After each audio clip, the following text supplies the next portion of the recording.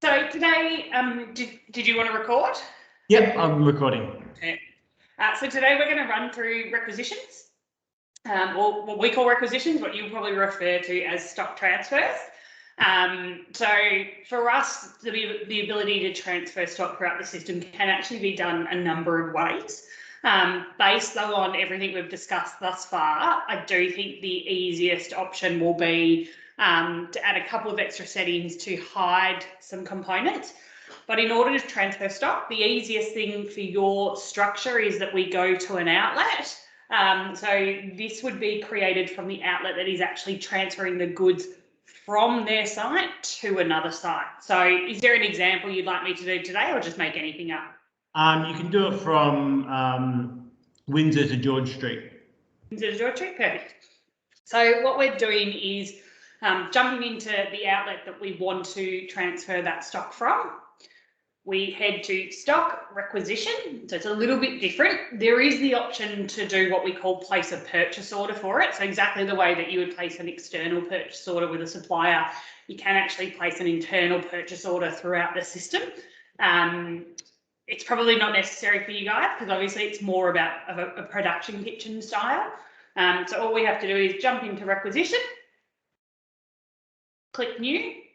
What pops up now is a requisition by default out. So that's what we want to leave it as, because we're basically sending it from where we are to another site. So on this occasion, we're going to send it to George Street. So we just click George Street. We also then go down to our own outlet. Unfortunately, it's not optional. That's something they're updating. It used to be an optional field, but because we enabled corporate, you do have to drop that in there now. We always want to do a job reference number too. It's something I always forget, but always make sure that you put a job reference number in there. And then essentially what comes up is all the stock I have available to me to transfer. So I can pick from any item that I like here. I'm just going to pick these items. It's exactly the same process as how we search for stock when we're placing a purchase order. We can do recipes as well. So anything that we want to transfer that's a produced good, we can do that too. We can look by supplier or all stocks as well. I'm a big fan of all stocks because it allows you to search by description and pick multiple items. So sometimes that's a little bit easier. All I have to do is put my quantities into the system. So you can see there I've loaded them in. I'm happy with that. We do have the option to send labour and overheads or set an amount for that. Labour is from a recipe card. So the likelihood is you probably won't be doing that as much because you'll be transferring more stock than you will recipes. And then overheads is if you want to do margin. Again, it's more focused probably on a production or, I guess a sales side of it. So for this, we just leave them as blank. We hit submit for approval. That will close down and then you'll see that there's a record there that we've got for that request. We also need to deliver it. So by delivering it, what it will do is it will convert it officially to an order to deliver to that site. So we're confirming that we've sent it across. That's done from the outlet that's sending it. That's all done. It's sorted. And now what we can do is go to George Street. And what we do as part of that process is almost like a recognition that they've received the goods. So you get a confirmation on both ends to say, hey, these guys have, we transferred goods to you. You need to accept that cost so that it's confirmed on both ends. So Jess, just confirming for everyone else, so when Windsor did that requisition or that transfer, yes, it won't actually show in their stock values until George Street receives it in correct. Their system. Yes. Okay. Because from our perspective, it's about receiving the goods that someone needs to confirm that happened. Let's say, for instance, in transport, something was damaged. They can change the stock values of what was actually received as well.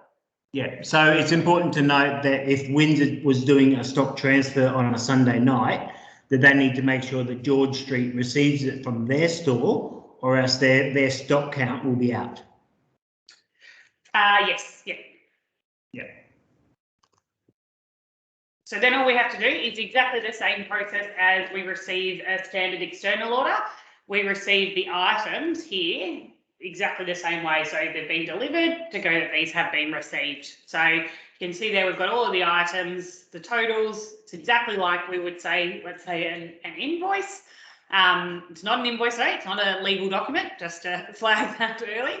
We hit save and we've approved that exactly like an invoice now. They're not available to take out to Xero because they're technically not an invoice, but by receiving that here, and if you want, we can do attachments. It's just a setting that needs to be turned on.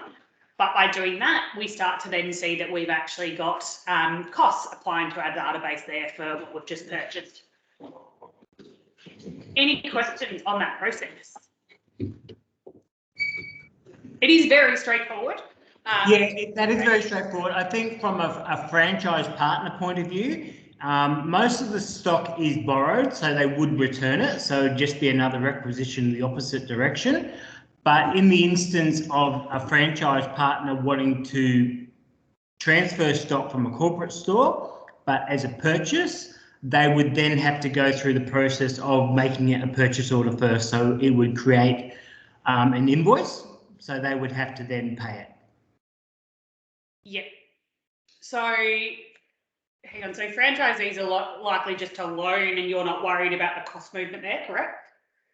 From franchise, from corporate to corporate, not worrying about the cost, but in the instance where a franchise partner would transfer the stock and wanting to buy it and not return it, we would then have to raise an invoice, and then accounts would send that invoice to the franchise partner.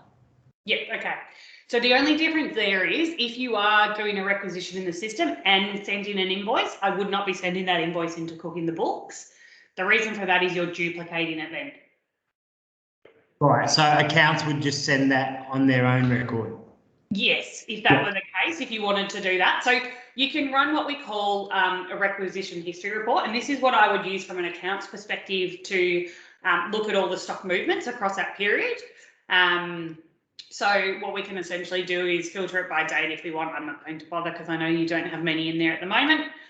You can include details, but essentially going to generate a file that tells me, now I'm in George Street and I did out, so it's probably not going to show anything. Yeah, it didn't show anything. Let me just jump up to corporate and do that so that I don't. So because I did out there, it didn't show anything. From an ops point of view, under stock report, there is that requisition report, so you can get a record of any stocks that were transferred. And so from a corporate point of view, from an ops point of view, the reference number for the transfer, they can instruct managers to put whatever reference was needed in there for a record purposes. So accounts will know what it was for. Yeah. So you can see there, this is the requisition history report. So essentially we can use this as a reporting weekly, monthly, however we need to do that. And that's what you could then, by using filters in Excel, you could actually then use that to generate those invoices essentially. Because I'm guessing that I'm pretty confident accounts will not care about what the items were. If they do, they can always include the items if they want. But they really just care about that total. So you can get that from the requisition history report. It's one report to run at corporate, and then you can manipulate it in Excel to get what you need in terms of from and to locations. Yeah. Shana or Cameron, any questions? No, I'm good so far. Okay. Yeah, no questions from me. Thank you. No, thank you. Okay. Oh, it's going to be a quick session. Anything else? Yeah, my question was obviously around current day. We've only got one store on cooking books. Yeah. If we have to transfer stock from George Street to Windsor, Windsor to George Street currently, Yep. how do we do that right now and still be able to record that? Literally do what we did now. Yeah. But then you would personally go into George Street and receive it. Yeah, that we're talking about because they run through Magitech with it. Yeah, so a Magitech would just do a transfer in. Yeah. Okay. Yeah. Okay. And you could use the same reference number that you've been put in here. Yeah. So they match. Yeah. But literally those stores are live from an outlet point of view. Yeah. So you can just transfer it as a record so we know where it went to. Yeah. When accounts look at where it's gone to. But obviously with the Magitech as well and stuff like that. So if Magitech tried to transfer stock to Windsor, if George Street tried to transfer it to Windsor through Magitech, yeah, it's not going to go to Windsor, is it? Because they're on cooking the books. that's right. So it'll still go there in general. Yeah. But we'll have to find out from the Magitech whether we can what it will do to their stock system in that aspect. Because then obviously with Windsor then we have to create Yeah, we might have to create like a cloud store or a HQ cloud where it won't affect anything except it's somewhere to send it to. Okay. But we'll check from a Magitech's point of view. But from here, literally, like in George Street, they would put it through a Magitech, and then they would do a requisition instead of it out. Yeah, so obviously cooking the book to cooking the books is all fine, but yeah, like a lot of people are going to. Yeah, when you've got the crossover between the two platforms, yeah. Yeah, so that looks pretty straightforward. Yeah. Let's check your stock take. Sorry, I was just.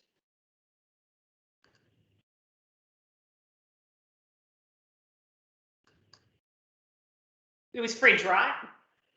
Yeah. Yeah, that seems pretty straight for me. So that came up because when I did exactly that, it came up with nothing found. Yeah, I think I got them to refresh it before I did, and it seems to be fine. Let me know if you experience again, whether it was internet or something, I'm not sure, but they seem to be okay now. Yep, okay. Cool. Let me know though, happy to keep looking further if that happens again. Yeah, no problem. All right, well, I'll stop that recording. And is there any other general questions at all from anyone?